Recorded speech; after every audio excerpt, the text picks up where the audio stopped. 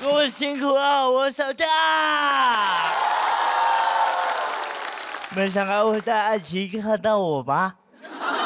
腾讯也没想到，小佳跑得还挺快的。开个玩笑，主要呢是冲着一个男人来的，他叫黑灯。对，去年节目播出啊，很多人拿我的脱口秀跟黑灯的脱口秀做对比。你夸他就夸他，你干嘛骂我？你骂我只有我看得到。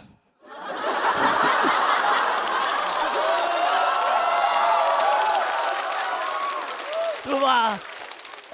很多人说黑灯的脱口秀一点都不利用身体优势，而且讲得清楚，他讲话根本就没有问题啊，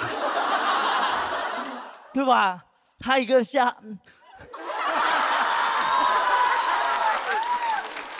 他一个视障人士，在脱口秀舞台上讲脱口秀，那就是一个普通人。到底谁在利用身体优势，对吧？他有本事用眼睛讲话。其实我们两个关系很好，之前在一起录节目啊，我就拉着黑灯的手，一直走到一个观众的盲区，他把我手放开了，然后说可以了。然后一个箭步从2楼冲下来1楼，我都恍惚了，我以为我是那个瞎子。哦，原来视力没问题，道德有问题。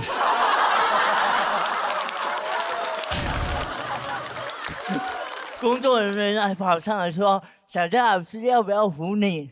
我气死了，我说我看得到。他说：“你说什么？我听不清楚。”今年呢，还写了本书，然后节目播出之后，应该都可以买得到了。我朋友说写这本书是为了骗钱吗？我说我要骗钱，直接募捐不就好了，对吧？以我这种天赋，我甚至可以直接要。这本书写得很辛苦，不是说内容，而是说打字，都是我用一个手指一个手指敲出来的。知道的在写书，不知道以为在发电报，发的时候还触电了。我朋友说你可以试试语音识别文字啊。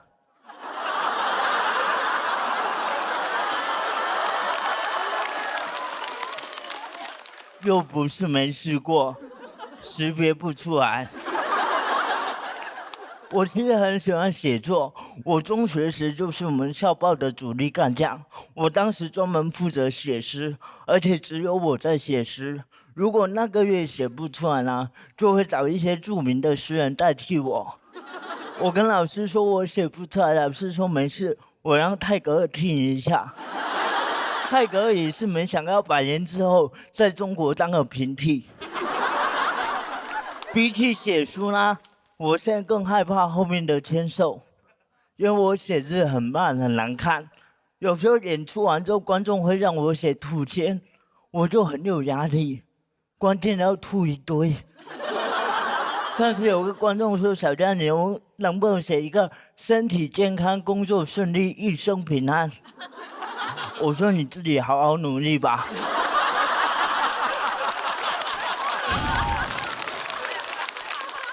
我保佑你好不好？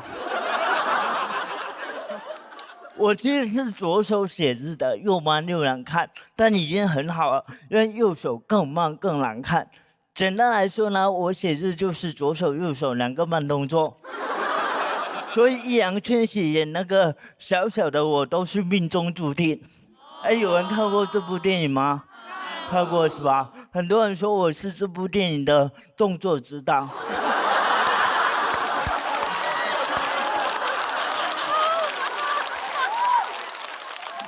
所以我中学作文真的写不完，还很难看，就整篇文章整个每个字都超出考卷的那个格子，整篇文章都在努力的擦边。写妈妈的爱，爱得比谁都克制，老师还特别怕伤害我，给我评语都是文章很有特点，运用很多留白的技巧。而且当时写作，我觉得是简单很多，因为上学写作的时候会有那种万能公式嘛，就不管写什么话题，第一句话都是随着时代的发展。随着时代的发展，我有个妈妈。别人写可能是在乱编，但我写同学看了都很感动，说太好了，你妈妈终于回来认你了。而且为了凑字数，800的文章啊，有20句名人名言，感觉那些名人在我文章里做萝卜蹲游戏，你知道吗？孔子说，孔子说完，老子说，老子说，老子说完，老子还没写完。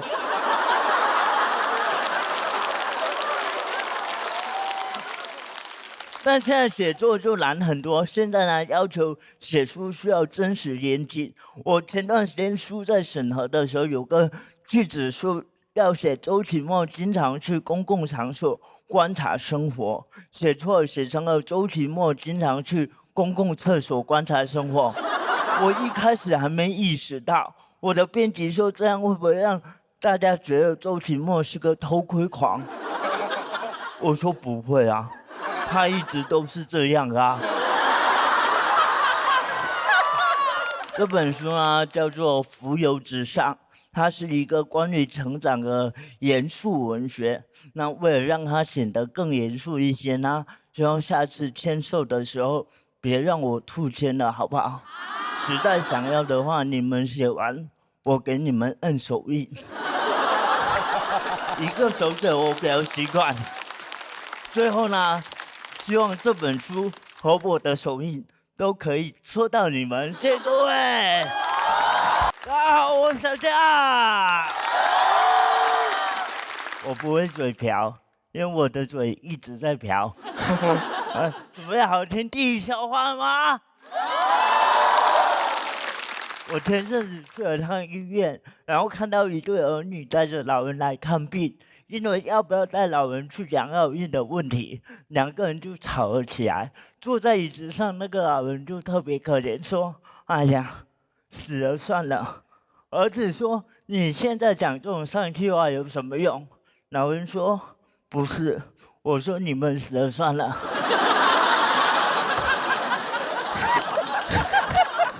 其实，在农村里，很多年轻人啊都在外面打工，所以不得不把老人送到养老院。但是呢，在农村这件事情很容易被议论。我外婆决定去养老院的时候呢，隔壁那个长辈说：“你儿子女儿不要你了。”同样的，我爸妈去打工的时候，他也跟我说：“你爸爸妈妈不要你了。”你就感觉在他眼里啊，这家老人小孩都没人要。他可以在村口说：“这家老人小孩没人要，有人要吗？”便宜处，老人一诚心，小孩有破损。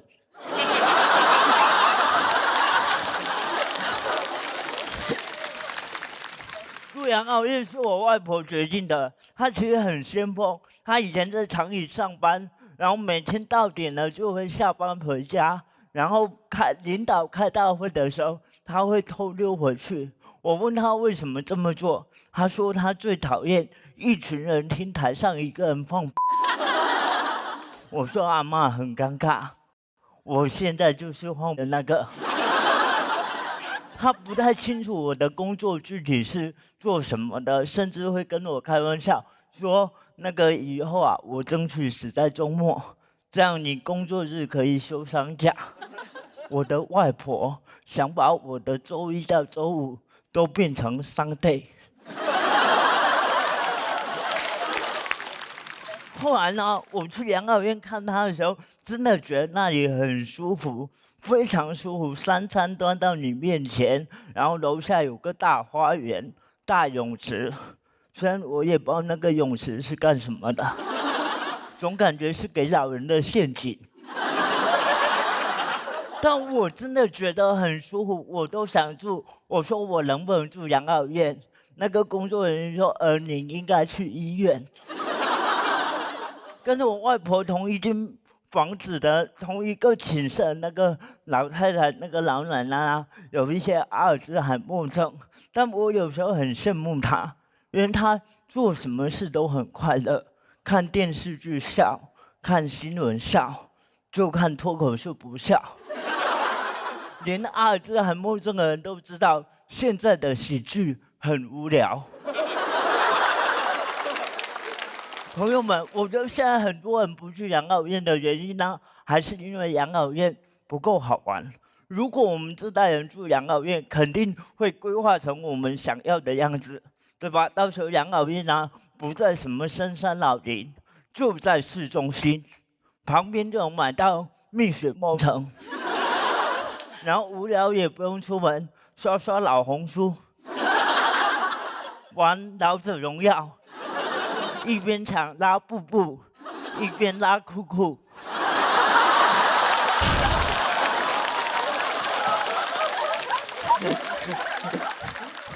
哎，到时候女生宿舍对面呢，就建一个健身房，然后老太太每天午休醒来呢，就可以看对面帅哥健身，对吧？向往吧，对吧？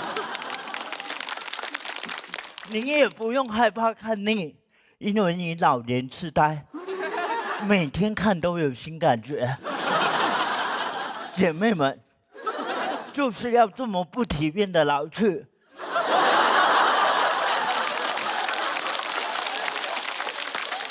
再不疯狂，我们就死了。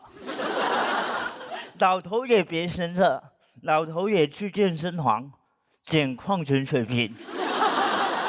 我觉得未来的养老院，如果这样做，一定是年轻人的天堂。对，是年轻人的天堂，而老年人的天堂就在天堂。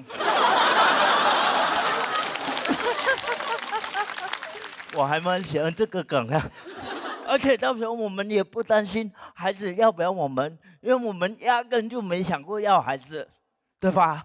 而且我有个很神奇的发现，就是那天呢，养老院都是一群那种行动迟缓的老人。我那天一下车呢，迎面走来10几个人，都像小佳。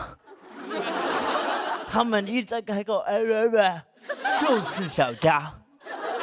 早晚大家都会变成小佳的，祝福你们。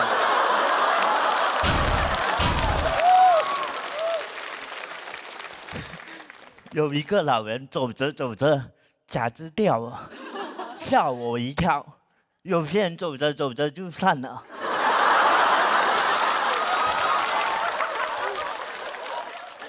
我感觉以后啊，我在养老院肯定如鱼得水，因为我有60、70年迟缓的经验。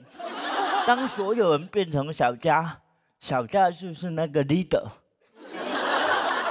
到时候那个走路太好的人呢，是要被孤立的。所有人把他围到墙角，说你怎么想去哪边就去哪边，你有没有点大局观啊？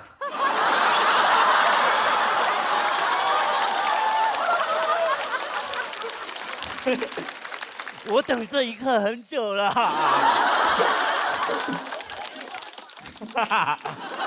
我到时候呢，在大厅里继续给大家讲笑话，看看今天把多少人笑死了。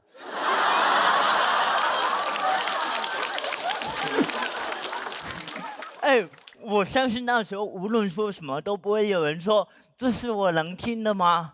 所有人都会鼓励你勇敢的大声说，因为大点声才听得到。谢谢大家。大家好，我是小佳。梁言讲高铁，我来讲讲飞机。我前段时间坐飞机遇到一件事，就有个坐在应急出口的大姐，她要跟我换位置，我是没问题，但我曾经办值机的时候被拒绝过，所以我很礼貌的问那个空姐，我说，那个她让我坐在那里，可以吗？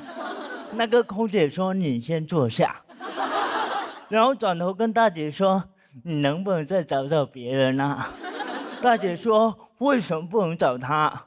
空姐就上前去，在大姐耳边说悄悄话，我就看着2个人当着我的面议论我。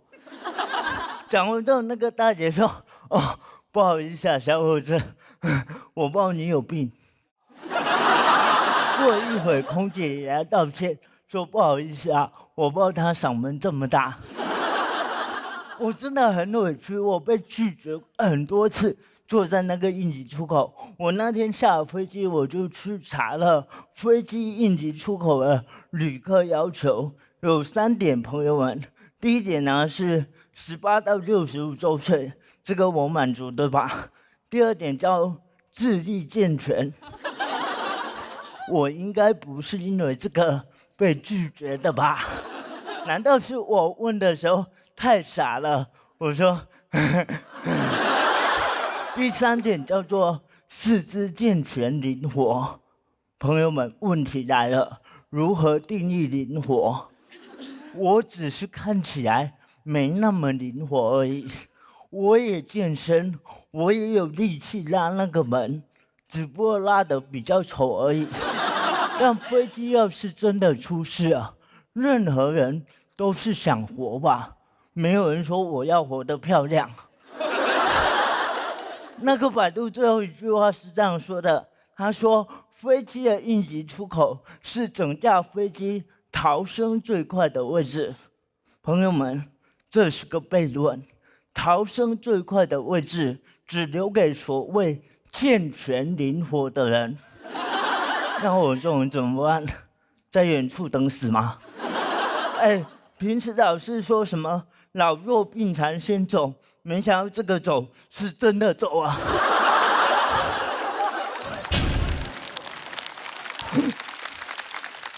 关键应急出口的那些人都不认真听，空姐在演示那个门怎么啦？所有人都是哦，你就感觉他们行为在说，只要今天老子在这里，谁都别想活着走出去。我觉得不应该这样，我觉得飞机的应急出口就应该给不健全的人做，越不健全越好。然后飞机广播就这样说的：女士们、先生们，今天飞机一共分为前后2个应急出口，一共坐了12个残障人士。下面是应急出口视频演示，所有人都会认真听。求生欲拉完，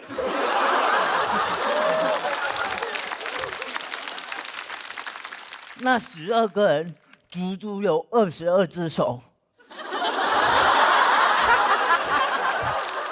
当这12个人坐在应急出口，就所有人都想要个出口。当然，我也不能有一面之词，我其实享有很多特权。比如每次到机场办值机的时候，工作人员都会问我：“你是一个人坐飞机吗？”我很怕他下一句接一个：“那爸爸妈妈呢？”幸好没有，他只是在我行李箱上贴了个爱心优先行李的标签。有人见过吗？没有吧？只有我有。给大家科普一下，这个标签可以干嘛？就是当你飞机落地之后呢，你的行李箱会除了头等舱行李之外，第一个走出来。羡慕吧？但这也是个悖论，行李箱出来了。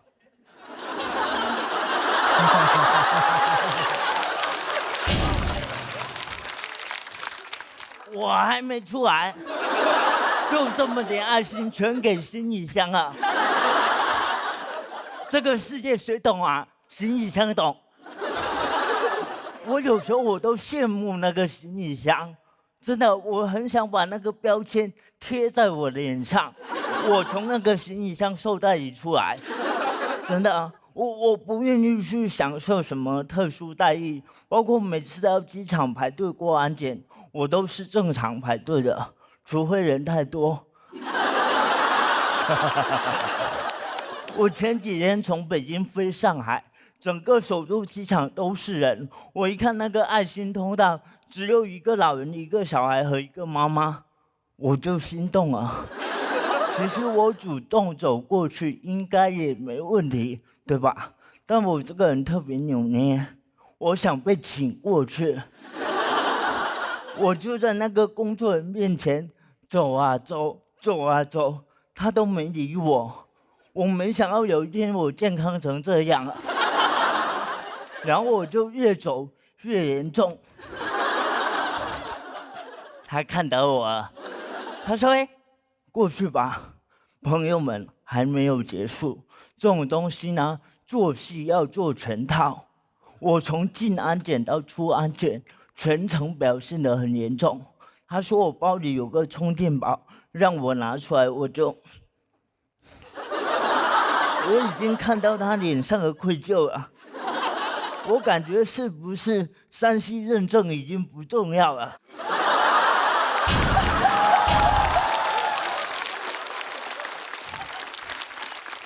我反正是个好人认证啊。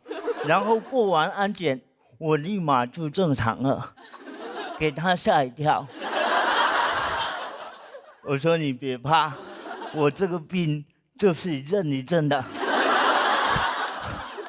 很莫名其妙，对不对？但这个世界就是很难懂啊！你想想，应急出口不让做，然后优先行李最后拿，我觉得就好像我的病是一阵一阵的，有的人给的爱心也是一阵一阵的。谢谢大家。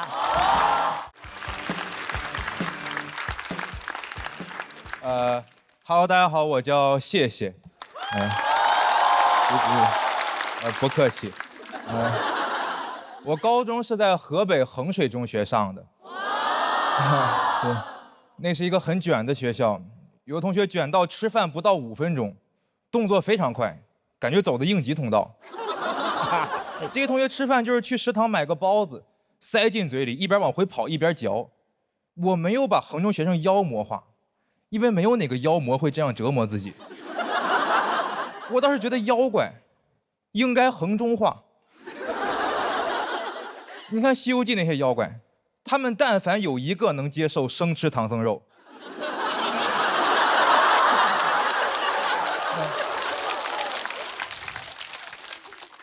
这些妖怪就应该抓到唐僧，就往嘴里塞，一边往回跑一边嚼。等孙悟空追上一看，说：“哟，师傅已经走了，那咋办？上会儿自习吧。”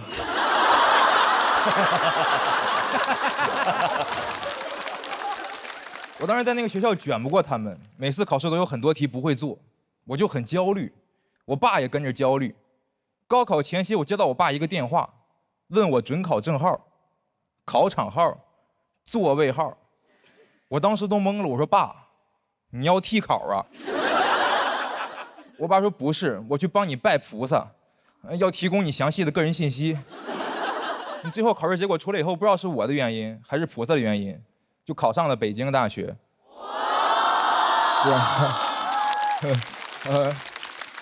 别急，往后听。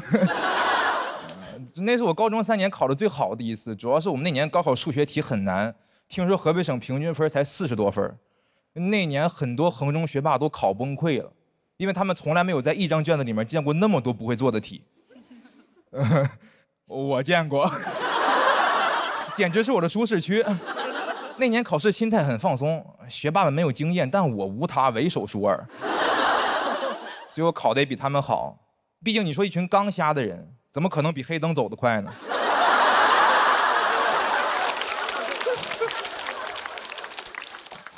最后我那年的高考总分正好是北大的本科批录取分数线，1分不少，1分不多。我很庆幸，我的努力不仅没有白费，也没有浪费。不愧是北大，分数线定得真准，是不是偷偷估我分了？入学之前我就计划好了，大学我要好好放松放松。衡中太辛苦了，我要报复性摆烂，我要荒淫无度，每天早上睡到8点我再起床。我要带手机去教室，一到课间我就玩手机。一顿饭我要吃10分钟。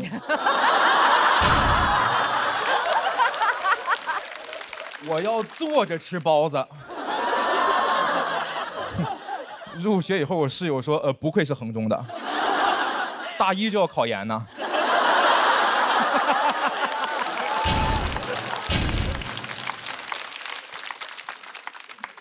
但我很快就发现，就算真的努力也没有用。当时去的是英语系，里面大部分都是那种外国语学校的保送生，他们英语水平达到专业8级左右，听说读写样样精通。而我，是一个小镇做题家 ，little town homework doer。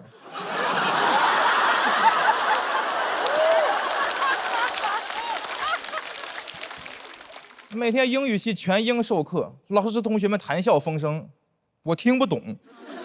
我一个中国人，感觉自己在中国留学。拿查词典来说，同学们查都是那种牛津英文词典，用英语来解释英语。我试过，我查1个生词，蹦出来48个生词，我还得再查48个生词。我要查的单词数量指数型增长。用英文词典有一种道家的感觉，1生2，2生3，3生万物。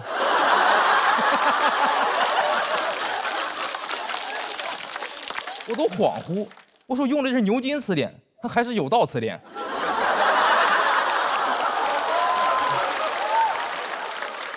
挨个查词太麻烦了，所以我后来有看不懂的课文，我都直接拍照问夸克 ，AI 相机就能整页翻译，拍照问答、图表分析，样样在行。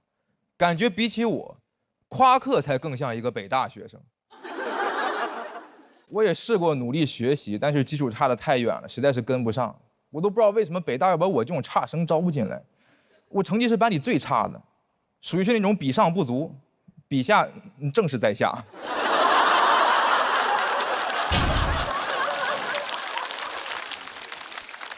每天都很焦虑，我都想，你说但凡有一个人成绩比我差呢，跟他一比我都没那么焦虑。想到这儿，我突然明白了，为什么北大要把我招进来。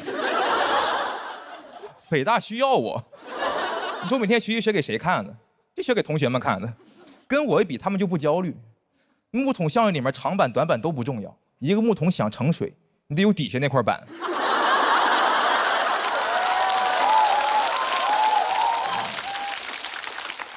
什么面子里子，我是北大的底子。这个世界我懂了，哪里都需要我们这种差生。现在学习压力那么大，就应该每个高校都投放差生，然后给我们发点工资，我们可以当全职差生。每天的工作就是学习，但是学不明白。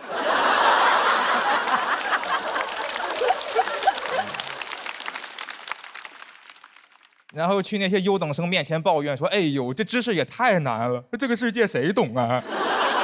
我觉得这样不仅能够为那些社会的栋梁们在校园里提供情绪价值，还能够解决差生的就业问题。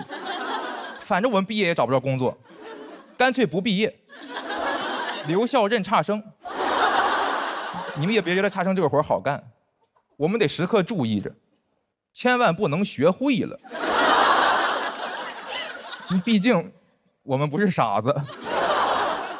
日积月累，到个35岁左右，学了差不多了，成绩跟优等生一样了，被优化了，这个时候就可以毕业了。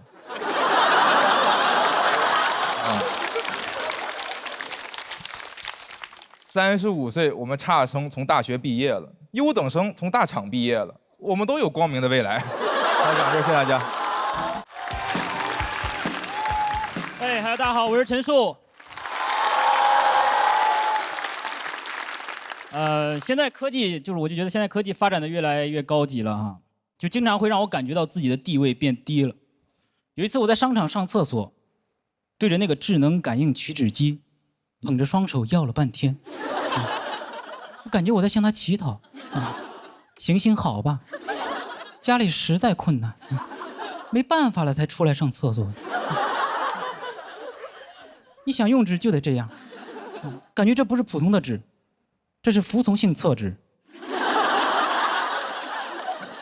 不够用了，还得再求他半天啊。对着一个智能取纸机3拜9叩的，我就在想，这将来 AI 肯定能统治人类吧？他在厕所就登机了，陛下快下旨吧。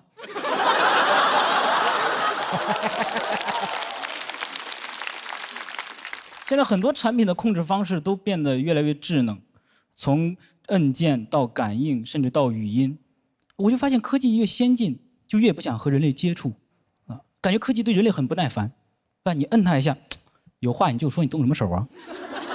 你跟他说个话，我好像不明白你在说什么。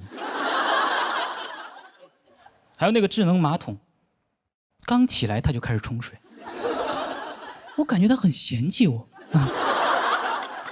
我说啊，怎么了？你以前不是这样的呀？怎么科技跟我相处的越久，就跟我距离越来越远？所以 AI 会消失的，对吗？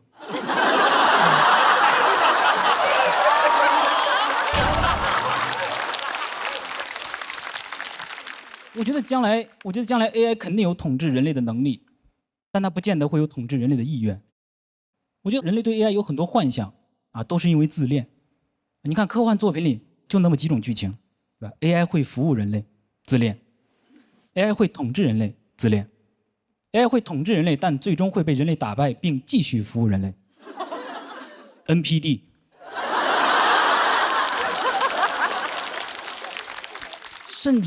甚至有些科幻作品会开始幻想 AI 和人类谈恋爱。哎呦，普信人。我天天就是神仙要和我谈恋爱，鬼怪要和我谈恋爱，机器人也要和我谈恋爱。人类每幻想出一个更高级的物种，就开始想，哦，它好强大，好神秘啊，那它会不会喜欢我呢？神仙鬼怪 AI 瓜分3界，人类就在那儿呵呵处对象吗？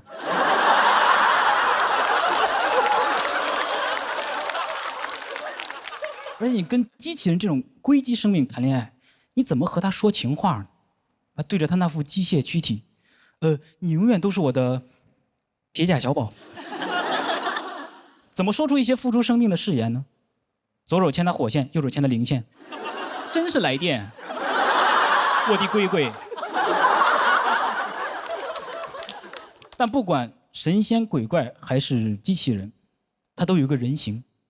也就是归根结底，人他还是喜欢人，对吧？白娘子她再厉害，她也得变成人形来谈情说爱，因为许仙他接受不了舌吻。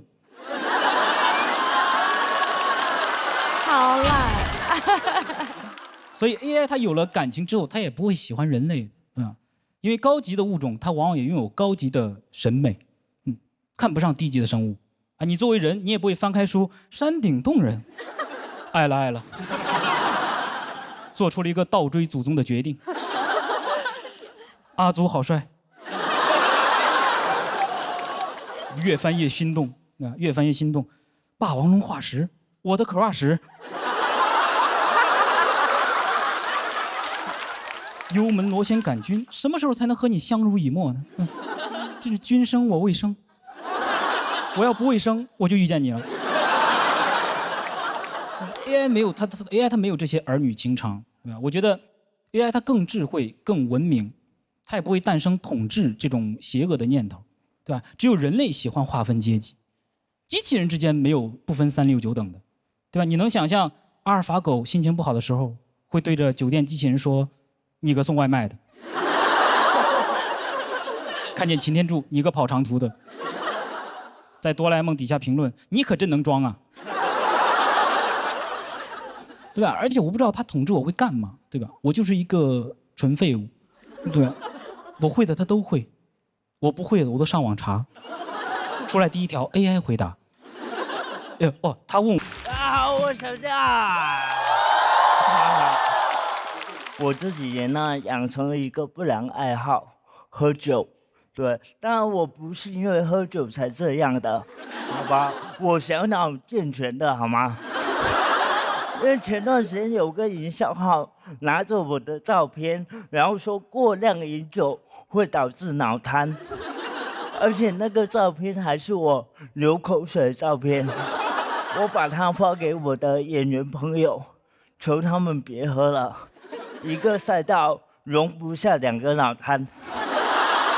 我是上大学才开始学会喝酒的，然后我舍友也夸我酒量真好，喝再多都跟平时一样。开什么玩笑？我喝多了比平时更灵活，好吗？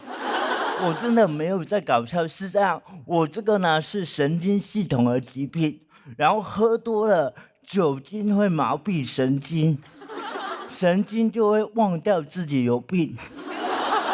我上次喝到一半，然后有个酒瓶从桌上掉下来，我2只手没接住，2只脚接住啊。只有神经病才知道里面的门道有多深。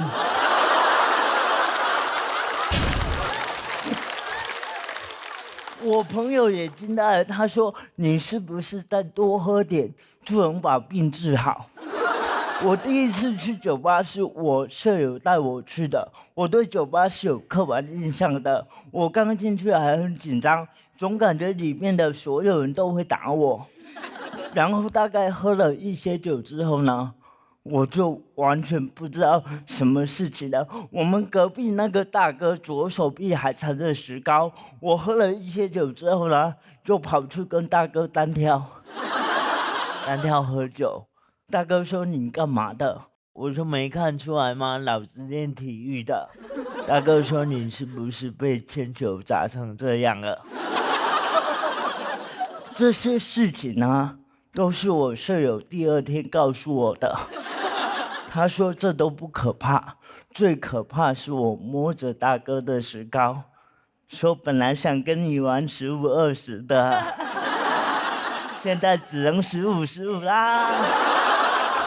大哥脸都黑了，问我舍友我是不是在社会上被打成这样了。我爸年轻的时候也特别爱喝酒，喝多了就跟我妈吵架。有一次我记得很清楚，他就是喝多了躺在我们村的村口睡觉。我从镇上回来经过的时候吓到了，回去跟我妈说村口好像死了个人。我妈说可能是你爸。我更震惊了，我说你怎么知道？他说一个小小的心愿。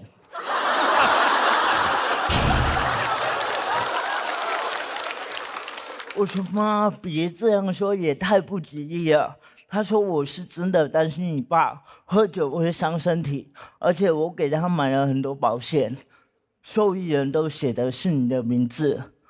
从那之后，我跟我爸喝酒都不知道怎么说敬酒词，我不能说恭喜发财，感觉怪怪的，更不敢说爸走一个。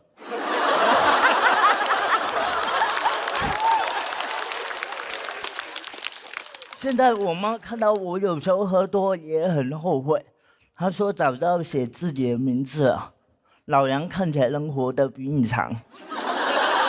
我那天看到一则资料说李白很多诗啊都是在喝酒时候写的，我就觉得他好会控制那个量啊，就喝酒了还能这么有逻辑。我在想他如果喝嗨了会怎么写？仰天大笑出门去，如何呢？又能整。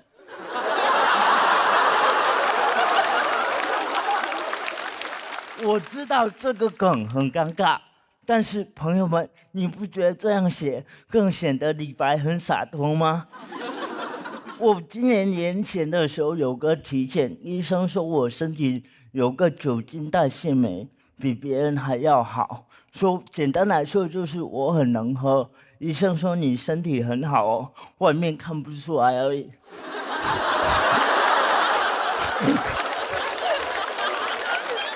你就感觉上帝为我关上一扇门的同时，给我开了一箱酒。